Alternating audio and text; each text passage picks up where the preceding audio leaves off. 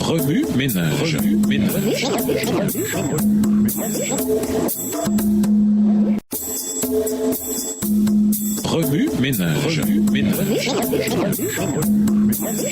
Bienvenue à votre émission Remue ménage. Voilà la leçon 9, la loi de Dieu. Nous vous invitons à lire Exode 19 et Exode 20. Introduire. Un nouveau Dieu. Les Égyptiens vénéraient une multitude de dieux. Ils pensaient que certains avaient une influence nationale, tandis que d'autres n'avaient qu'une juridiction limitée ou des pouvoirs spécialisés. Dans l'Antiquité, tout le monde comprenait que les dieux ne devaient pas être traités avec mépris. Après tout, ils avaient accès au surnaturel. Du coup, leurs exigences devaient être satisfaites. La religion égyptienne exigeait une série de cérémonies complexes pour apaiser les dieux et les convaincre ainsi de maintenir l'ordre. Après des générations d'exposition à ces pratiques et croyances égyptiennes, les Israélites durent revoir leur conception de la divinité. Le Dieu des Hébreux venait juste de délivrer les Israélites de leur long esclavage chez les Égyptiens. Il s'était montré supérieur en tout point au panthéon égyptien et différent de tous les dieux païens.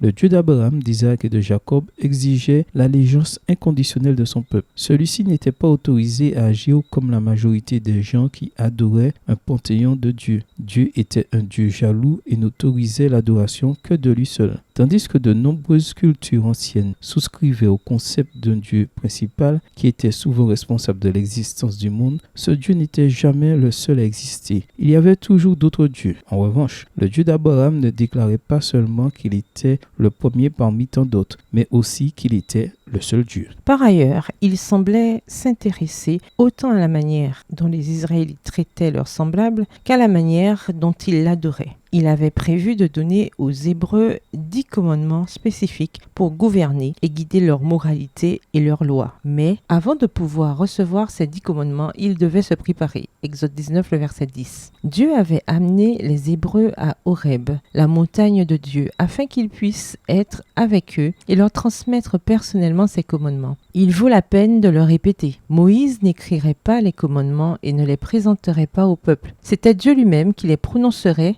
et les écrirait ensuite sur 2 tables de pierre. Pour ce faire, il devait être physiquement présent. Ainsi, alors que la montagne commençait à trembler et le tonnerre grondait, Dieu descendit sur la montagne dans un feu. Exode 19, les versets 16 et 18. Remue ménage, écrivez Exode 20, les versets 1 à 17, à partir de la version biblique de votre choix. Vous pouvez aussi réécrire ce passage avec vos propres mots, en tracer les grandes lignes ou faire une carte heuristique d'Exode 19 et 20. Au revoir. Et à demain si Dieu veut.